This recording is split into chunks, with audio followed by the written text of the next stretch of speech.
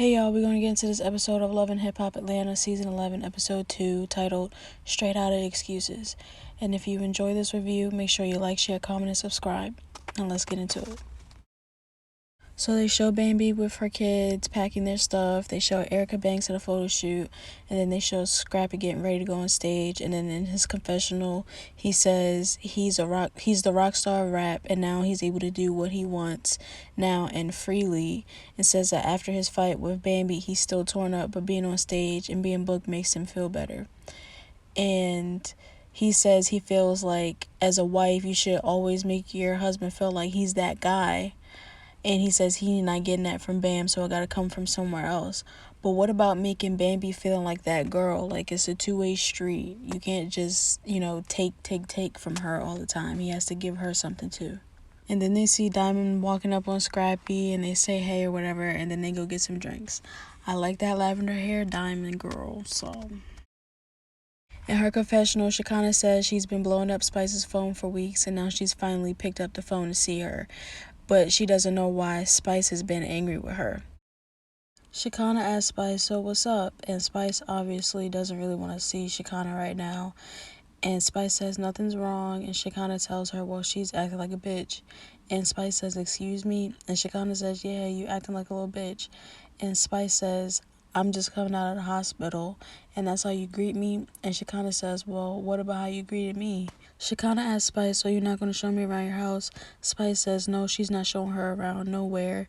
She says she wanted someone to show her around the hospital, but Chicana wasn't there, so she can show herself. And Chicana walks up to Spice and gives her a hug, and Spice is still a little standoffish, but Chicana asks her how she's doing, and Spice says she's doing better, but she wished Chicana was there from the start and not at the end. And Chicana says that they didn't want her down there, and Spice asks who she talking about, and Chicana says Superwoman didn't want her down there. She said Meda didn't give her the address. And Spice says, so she's saying Meda gave everybody the address except her. And she says she wasn't even talking to Karlie, and yet Karlie still came. And Chicana says, well, that's the reason why she wasn't there, and probably the reason why she got locked out of everything. Spice says, like, what are you talking about? In a confessional, Chicana says Karlie and Meda are best friends now. And she tells Spice that if Karlie was there, it makes all the sense in the world because she don't fuck with Karlie like that. In her confessional, Chicana says she got pissed with Meda for trying to keep her from coming to the DR because she thought Meda was her friend, and then they show a clip of Chicana greeting Meda and they hugging and stuff. And she says, but now she really feels like the reason Meda told her not to come was because of Karlie. It says that she and Karlie haven't been seeing eye to eye, and then they show a clip of Chicana and Karlie arguing. Spice asked Chicana if she didn't come because she felt like Meda didn't give her any info. And Chicana says she couldn't find anyone to get any info from. And in her confessional, Spice says Meda knew damn well she wasn't friends with Karlie at the time, and yet she gave Karlie the info to see her in the DR. But why would she keep any info away from Chicana? Spice says at this point her trust with everybody is super low and she doesn't know what to do. Spice asks Chicana if she has any idea what she's been through, and says her whole body was poisoned and that the sepsis was eating away at her skin, and that she was in the hospital at her lowest point, and that's when she needed her, not now when she just bought a new house and moving and getting back to her good life. In a confessional, Chicana says it hurts her right now to know she wasn't able to help Spice, and says that she should have never listened to Meda and she should have taken her ass to see Spice because she doesn't know what she would have done if something happened to her. She says it would have broken her, and she tells Spice that she's so sorry and never wants her to believe in her heart that she wasn't there for her. She says she was praying for her, and she looks up to her, she fucks with her, and she thanks God Spice is a friend of hers, and asks Spice if she can forgive her. And Spice is just kind of staring back at her right now. In her confessional, Spice says the thing is it's not easy for Chicana to stop talking and start listening. And for her to do that, she says that was a big plus for her because that's the Chicana she knows. And Spice tells Chicana that she can forgive her, and Chicana says that she's sorry that Spice had to go through that, and Spice says she feels better now that she told her the truth, and they hug, and Chicana says she thanks God for saving Spice, and Spice says that she just really needed to see her, and they embrace, and that's the end of the scene. In his confessional, Khaotic says it's his album listening party, so it's an epic night, and then Momma Dee walks in, and Khaotic walks around trying to flirt with Amy, and in a confessional, Amy introduces herself and all of her credentials, and she says she prides herself on being real and says she's there to support her good friend Khaotic. And then they make their way to the bar, and Khaotic tells Amy he wants her to meet Momma Dee, and they meet Momma Dee, and they hug, and they exchange pleasantries and stuff like that. And then Momma Dee tells Khaotic he got himself a bad one. And he was like, nah, that's just his bestie, Amy. And then the producers ask Amy in her confessional, is there anything going on with her and Khaotic, because they are very flirty with each other. And Amy says that they have been friends for years and they are very flirtatious, but no, they haven't crossed the major line. But it's one of those things that's complicated. So what I heard is Khaotic is sometimes stick for her when she's bored, but she ain't gonna tell us that. I got it, cause everybody might have a little something. You never know. So Momma Dee asked them if they want to know her secret, and then she gives some analogy about Cadillacs and Bentleys from her pimping days or whatever. And in her confessional, Amy says she knows Momma Dee is an OG in these Atlanta streets, but says Momma Dee must have didn't do her research on who she's talking to. If anybody is pimping, it would be her, and Khaotic would be her little hoe. And Khaotic asks Momma Dee where Scrappy is, and she says she doesn't know, and Khaotic asks why is he always late. And Momma Dee says that she's been worried about what Scrappy and the BAM are going through, and says that it's none of her business because he's a grown-ass man. But she says she's sure that he's done some bad shit to BAM. And Khaotic says, but bad shit goes both ways. And Momma Dee says that's true, but she wishes the best for both of them because this is some toxic shit. And I wish Khaotic would have let Momma Dee finish her statement, because regardless of if bad shit goes both ways, we're talking about what he's been doing to BAM. We haven't heard about what BAM's been doing to him from nowhere. All I've been hearing is how Scrappy is always cheating on the women that he's with. So, I just wish that he would have let her finish her statement, but whatever. In the confessional, Momma Dee says that she's tried to attack BAM from here and there, but now she's just trying to be like, that's their business. She don't really care, and she's just decided to leave the BAM alone. And she loves BAM as a human being, but she don't like the bitch. And Momma Dee tells Khaotic and Amy that Scrappy has been able to confide in Diamond, and says that she got her issues, and says that Diamond said a week ago she'd been waiting on her period. And says that it's just too much. And both Khaotic and Amy make faces, and Khaotic said, hold up, so Diamond's pregnant? And Momma Dee says, well, if it comes, it come, and if it don't, it don't. And looks at Amy and says, right? In the confessional, Khaotic says, well, hold up, Momma Dee, how you doing? Are you good? Because you can't be okay talking about Diamond pregnant. And he says that she could have told him at a later date because this was not the time for that. And then Scrappy and Safari walk in, and Khaotic gets up from the table and says that he's going to excuse himself to the bar or something, and gets Amy to go too, and Momma Dee's looking a little stuck. And I'm like, girl, you done dropped the whole possible baby bomb on these people. They need time to think and just take in what they just heard. In a confessional, Amy says if you know your hip-hop history, you know Diamond and Scrappy were a big thing. But the news about her going back or him going back are circling around and spinning the block. And Amy says she personally thinks that it's inappropriate because he has a whole wife, and so she's not with it. And Scrappy and Khaotic and Safari say their hellos, and Safari and Khaotic are a little dramatic. And then in his confessional, Safari says he's been spending a lot of time going back from Atlanta and Miami, and says that Atlanta was starting to feel very heavy on him with the divorce, and he just wanted a fresh new start. And Safari tells Khaotic he has a lot of good looking women in there, and Scrappy, like a dog with his mouth open salivating, says that he's looking like we didn't already know. And like an 11-year-old, Safari tells Scrappy that he can't look at other girls. Like, these are not just girls, they are women. But then Scrappy says he don't think it's nothing wrong with a man being a sex addict. And I'm just like, well, where the hell that come from? Like, what, nobody even talking about that? Like, the hell? In his confessional, Scrappy says Safari knows he's going through a divorce, so he don't know why he's trying to check him like that. And he says, plus, he was doing stuff like that, like bringing other girls around while he was married. And then they show a clip of Safari walking in with some girl and Chicana calling him out. And then Scrappy says Safari just can't say nothing to him. And then Scrappy asks Safari what's going on because he and Erica seem to, be around each other a lot more often. And Safari says that they are in a good place and that this past year they hated each other, and says that it's messed up because she gave him two of the most beautiful things on earth, a boy and a girl. Even though they aren't cool, they are technically still family.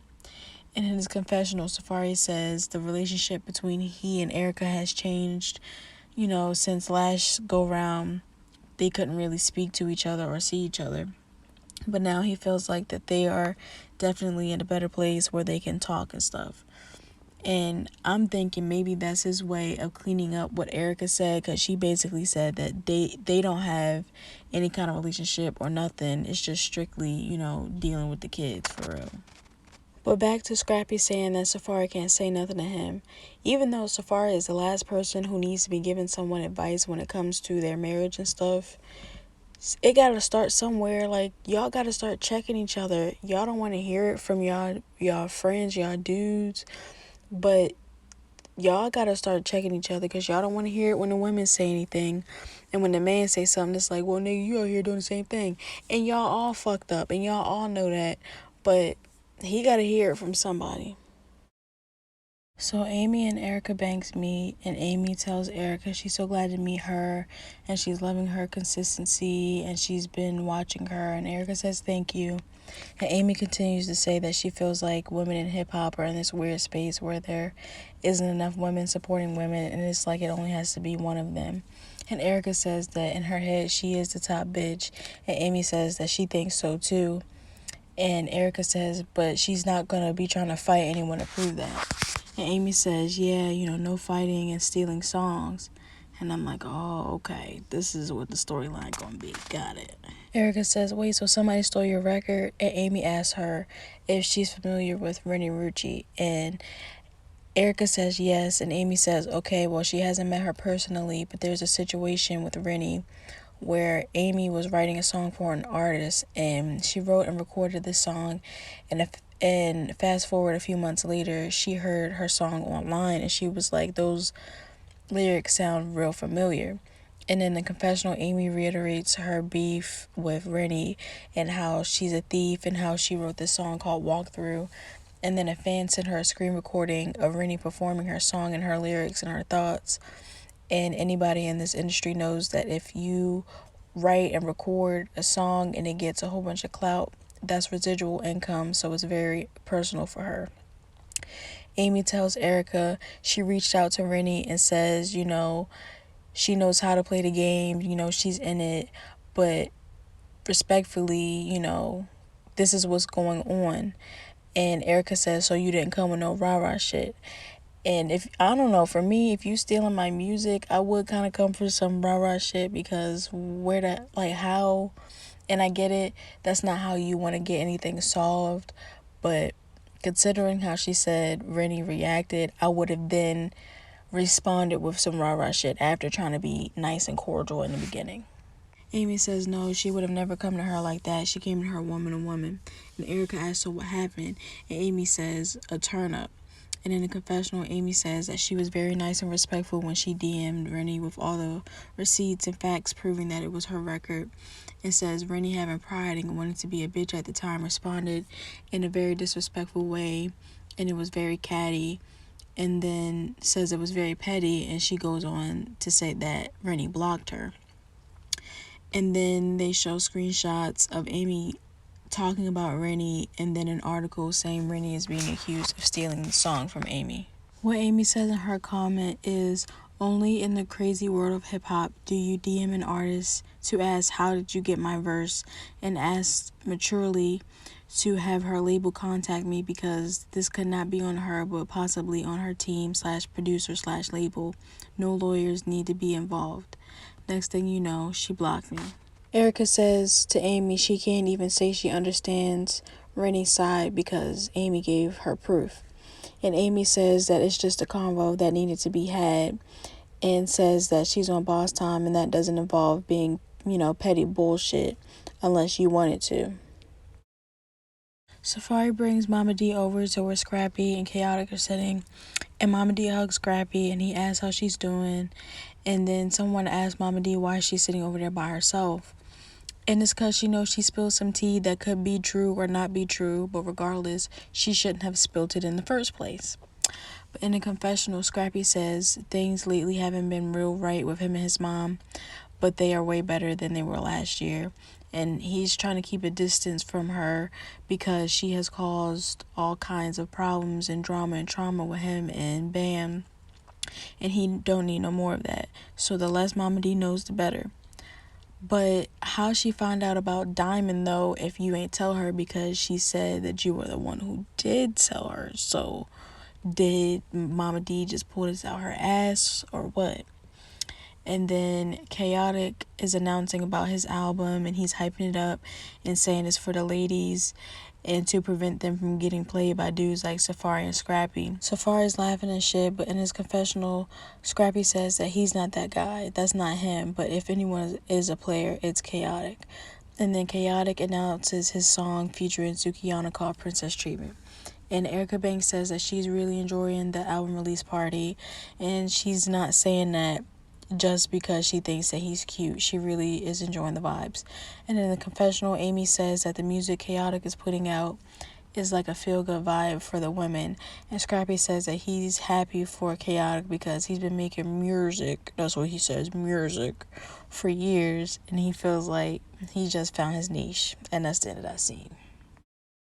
In the confessional, Bambi says she's in LA shooting a music video for her song Shining, and it sounds like they're playing her song in the background, and I'm like, is that really her rapping? Because Khaotic's song sounded so much better than this. But Bambi says that it's a vibe in LA and that she just has so much going on right now with Scrappy and this divorce, and that they just moved out of the house and that it's been really tough. So, but she found a house for her and her kids, and it's very comfortable. And then Sierra walks in, and in her confessional, she says, that she's in LA to support her friend Bambi, and she asked her to be a feature in her music video, and she couldn't say no. And as Bambi is sitting down in her dressing room to talk to Sierra, Sierra says, don't be mad at her, but she has to go back to Atlanta. And Bambi asks why, and Sierra says Paris keeps texting her and says that morning her phone kept ringing. She answered it, and Paris said that she's tired of Eric and that they got into it, and says that Paris said that man is weird and that she's been holding her tongue but she don't like him, and he's been saying stuff like she need to get her grown-ass kids, and that it was just a lot going on. In her confessional, Sierra says when she first got with Eric, everything was so perfect. And then they show a clip of her and Eric sitting down, and she's telling him that she wants that moment to last forever, and he says that it will, and then they get engaged. And then at the reunion, Claudia asks if they had a date set yet. And as Sierra continues to say that as things started to happen and life started to life, she realized that they really didn't know each other, and life started going down a drain. Sierra tells Bambi that Paris was at her mom's house, so she went home to get ready for school, and her room was destroyed, and Eric went through all her shit, and Bambi is just like, no. And then Sierra says that he went through all her purses and all her clothes, and Paris told him to get the fuck out with his weird ass. And Sierra tells Bambi that she gotta go home. And in the confessional, Sierra says that with Eric, she started noticing things of him being jealous first, and she tried to cater to his feelings, but it's never enough for him. And she says she's in a fucked up situation because her kids hate this man, and he's driving her up a wall, and they fuss every day. And Sierra tells Bambi that she's going through so much, like Eric mentally abuses her and he's very insecure and jealous and possessive, and that he doesn't want her to spend time with her kids like that. And I'm just like, so why is she still with this man? Like, what is going on? How long have they been together? And she says on top of that, his mouth is crazy and he don't mind calling them, bitches and hoes. And Bambi says like, oh nah. And Sierra said that Eric says stuff like, suck my D. And Bambi says, OMG, she's really at a loss for words right now. And that this is a lot. And Sierra says on top of that is some more. And Bambi says, girl, what? And Sierra says that her and Eric went and got married. And I'm like, oh, okay. So that answers my question as to why his ass is not gone yet. She can't leave him because they have legally binded themselves to each other. Poor Sierra. Like, she just can't get it right with these niggas, bruh. Sierra tells Bambi so now she has to try and get out of this shit. And in the confessional, Bambi says Sierra has been planning this wedding and they've been talking about wedding gowns and bridesmaids dresses and stuff. And this bitch just dropped the bomb that she's already married. And Bambi says that she feels like she's living in the Twilight Zone right now. Bambi asks Erica how long have they been married for. And Sierra says it's been a few months now. And Bambi tells Sierra that she got herself into a big situation because this isn't going to be like a regular breakup. And Sierra says that she's planning an escape to move out and he doesn't know about it. And Bambi is like, oh shoot.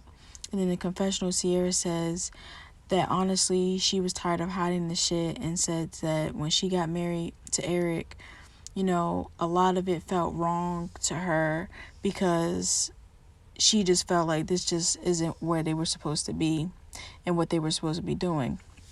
But she felt like Eric was all she had at the time, and as soon as it happened, that's when she started going real bad and she can't take it anymore. And Sierra tells Bambi that she got to get the fuck away from him and he's really a wolf in sheep's clothing. And Bambi is just shaking her head. And that's the end of that scene. In her confessional, Spice says she's been feeling a lot better recently and she's ready to get back to work, so she's showing up to her first dance rehearsal for a show she has coming up in the Cayman Islands, and it's only a few weeks away, so she's happy to get back to what she's used to. And we meet Spice's dance instructor, Mooney, and in the confessional, Spice says Mooney is a popular dance instructor in Atlanta. And even though they know about Spice's health issues, they know the kind of performer Spice is, and hopefully comes up with an idea that gives that Spice flavor but still keeps her safe. Spice tells Mooney her concerns is that she's the queen of dance hall for a reason, but she doesn't want to come back like, guys, I'm sorry, I've been sick. And Mooney says that they got something for her. And Spice's friend Angel says baby steps. In a confessional, Spice says Angel is like her best friend. And she's also one of the people who rushed to the DR to check on her when she was in the hospital. And Spice says she feels like Angel is overprotective. And Spice says that, to be honest, she's a risk taker when it comes to her performances. As there's nothing that she won't do to please her fans and her besties. But says the truth is she isn't 100% confident in her health and where she is, so she wants to take baby steps to get back there. Mooney asks Spice to see if she can whine, but she can't really do it. And then Chicana walks in and tells Angel this is some real BS and says that they talked about this and says Angel ain't got nothing under control. And then in confessional, Chicana says that she loves Spice and she's mad as hell that she wasn't there for her in the DR, but she damn sure is going to be there for her in Atlanta, so she's getting aggravated because Spice doesn't need to have a setback and says Spice want to shake that ass, but the doctor tells her that she needs to heal, so what's more important? And then Chicana says Spice knows damn well she don't have no business moving that fast, and Mooney and Angel tell Spice to chill because she sees her bending over in pain. And Spice says that she didn't know it would take so much out of her body. And Chicana says to Spice, you and all these so-called motherfucking friends. And Mooney says, And Chicana says and points to Spice and says that this motherfucker don't have no business doing none of this. Spice asks her what her problem is. And Chicana says her problem is Spice doing all this extra shit. Spice says her problem is that Chicana has no business telling her what the fuck to do. And Chicana says she got all the business. And Spice says that she's an artist and she has to go back to being an artist. And in the confessional, Spice says, how dare Chicana come in here and tell her what to do? And Spice says nobody is going to tell her about her craft and what she can do. And she says she was in the hospital for 2 months. She couldn't walk around, but now she's able to walk around. And she says she has to push herself to get back to being herself. And that isn't gonna happen, lying in bed and acting how they want her to act. Like, what do they want from her? Spice, honey, we are just worried about you and your health. You the one talking about you was in the hospital, so can you just relax? And I know you ready to get back to these checks and all of that, but your health is more important. And then Chicana cuts Spice off and says, so you pushing yourself back into the damn hospital to have a setback or what? And Angel cuts in and says that's what they don't want. And then Spice says that it's too much for her and she's going to leave Angel and Chicana there and tells Mooney to train Chicana to dance and maybe she can find a man. And I'm like, so y'all friends talking to each other like that? Like, okay, that wasn't very nice, but all right. So Amy's at a rehearsal and she says that she wanted Erica to come over so she can get an opinion from another woman artist. And she actually said the term female artist, but I don't like that because they're ladies, they're women. The term female just makes my skin crawl. But anyways, they both talk about how they're going to be going to South by Southwest. And before we get into anything else, I'm sorry, but them baby hairs on Erica's head are absolutely disgusting. I don't know who told her to walk outside like that, but that's a mess. But in the confessional, Amy says that, South by Southwest is a very important platform for artists to be discovered, and she's just hopeful to connect with more people in the industry. And Erica asks, like, what's going on? Why hasn't she performed in so long?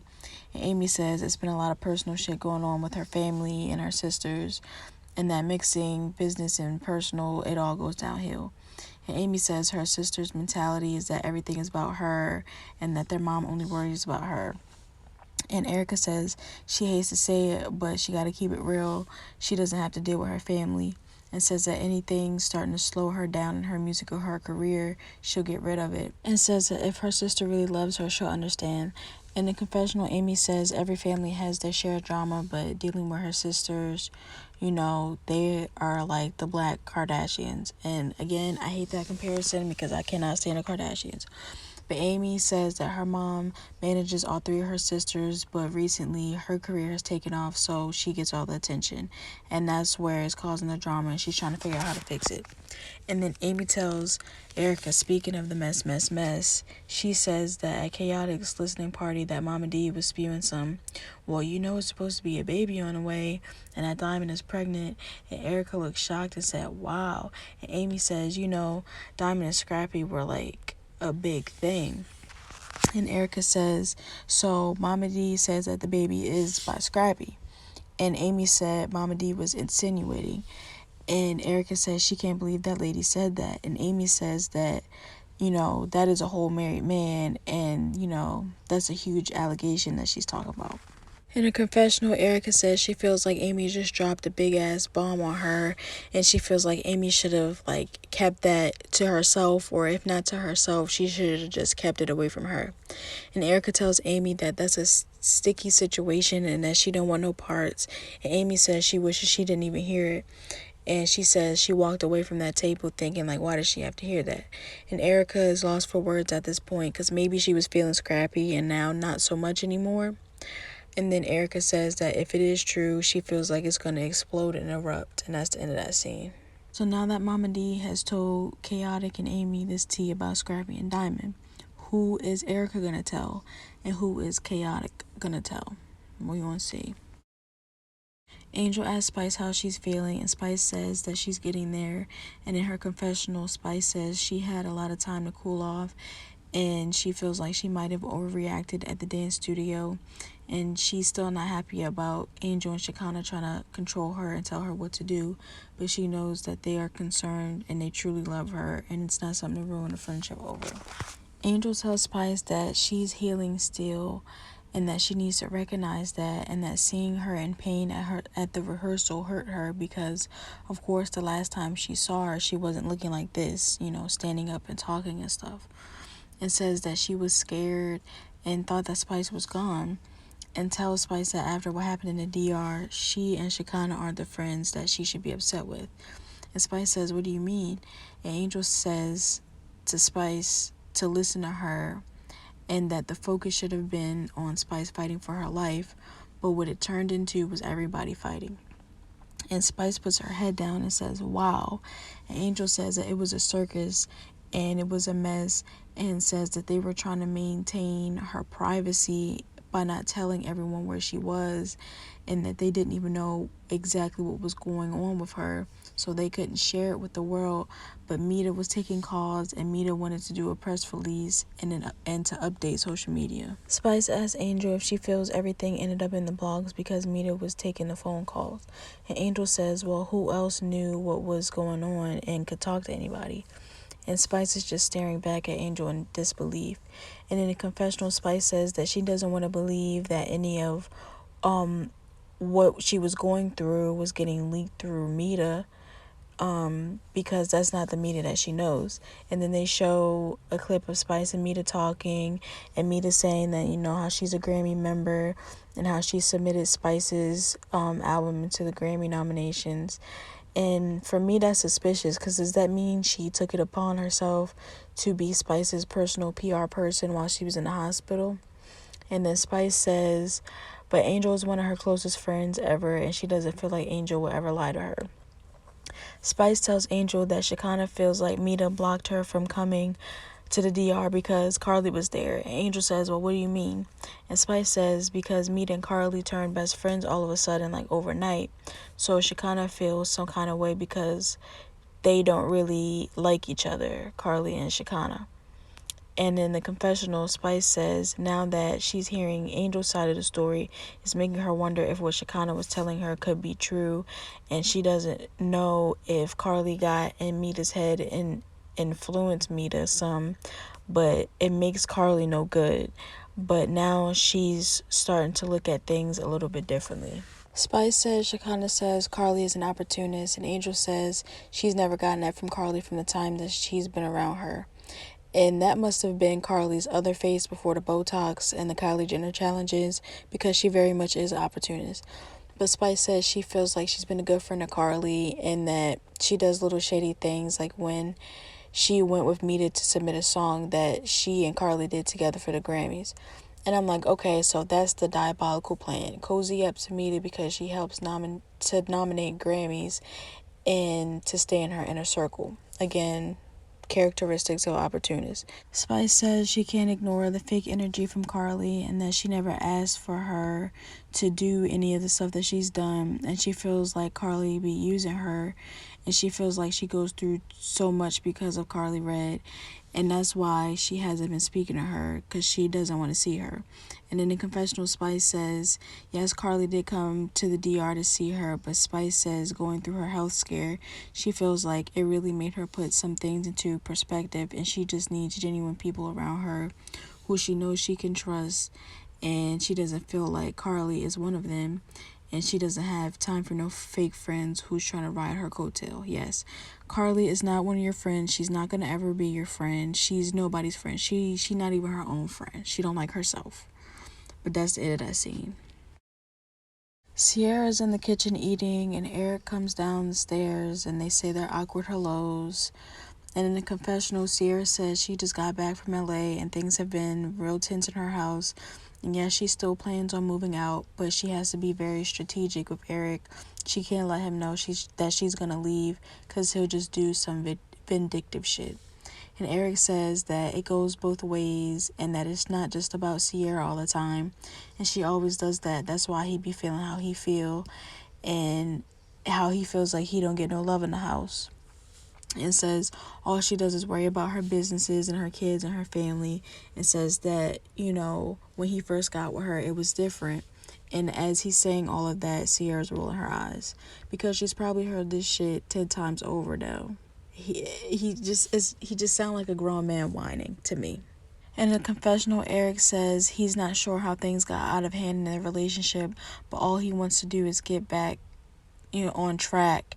And he wants Sierra to show him the same love that she shows her career and her family, because he's not feeling it right back. So you resort in fucking up all of her daughter's shit, going through her purses and stuff like that, like a fucking child, but you think that she's supposed to just want to get back to how things used to be. Nigga, please. Sierra says after her son Mason and his dad divorced, they decided that he would stay with his dad and Paris would stay with her. And she tells Eric that she feels like he fell in love with the Sierra with an older young adult child, so it was kind of just the two of them, like her and Eric. So she feels like since Mason came home to stay with them, he's seeing how she's really in mommy mode, and he don't make her feel loved. Eric cuts her off and says she's talking about herself, so he's going to stop her right there because she's saying so much, and he's just going to stop her so he can finish. And my thing is, any other man with emotional intelligence would have just let her finish getting her point across, whether he agreed or he didn't, just so she can finish saying what she's saying, and then he can rebut. But obviously, neither of them know how to communicate with each other, so they're not hearing what each other is saying. They waiting to respond. They're not listening to what the other person is saying. They're listening to respond. Eric says to Sierra if she knew Mason was with his dad, it would have been right for her to sit them down as a family and say, this is what it is, and let's make sure everybody is comfortable, and lay it out on the table, and says that she didn't do that, so now he's uncomfortable in his own house.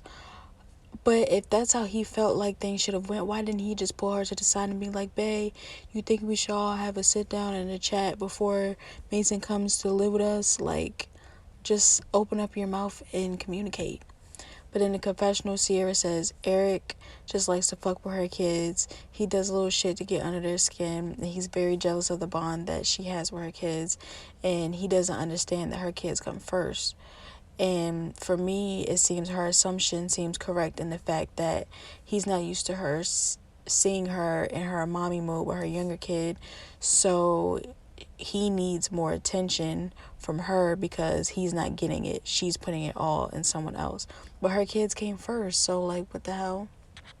Sierra tells Eric that the reason it's hard to adjust with her son is because he's heard him call his mom, all kinds of bitches and hoes before. And Eric starts to shake his head in denial, and Sierra says that you can't disrespect her son right in front of her face, and thinks that he's just gonna come in the house and think shit's supposed to be kumbaya between him and her son. And Eric isn't taking any accountability for what Sierra is saying, and he's brushing it off, saying it's not true. And Sierra tells Eric that he has a jealous streak and he didn't want to be with nobody with kids. And he acts like he don't want to be with nobody with kids. And Eric says no, he didn't, but he was still trying. In his confessional, Eric says he always wanted his next female not to have any children because he wanted his first to be her first. And I'm just like, yeah, get rid of his ass because his vocabulary is not up to par. But he continues to say that because he loved her so much, he felt like he compromised himself, and he still proposed to her, and he still tried and is trying to build with her and her children, but it's difficult because they are older. And he says with him and his lifestyle and his structure, it's just never worked. No, you just want to be able to tell them kids what the fuck to do, and they old enough to tell your ass to go fuck off. But then Eric tells Sierra that's why he don't like talking to her, because this shit doesn't go anywhere. Sierra says that he should have went and got some flunky ass bitch with no kids because she's not that bitch, and he keeps telling her that she don't listen and that she just want to do what she want to do, and that's not going to work. And Sierra says that she's still going to be her, and then she says her whole name, and then she ends it with Gates. And Eric says, that's not even your name. You didn't even get rid of your ex's name. And Sierra says, you always try to bring up my ex-husband. And she says that he wants her to be somebody that she's not. And Eric says that's not true. She just does what she want to do, and that's why the shit won't work. And that was the end of the episode, and that's the end of this review. So if you enjoyed it, make sure you like, share, comment, and subscribe, and I'm going to see you in the next one.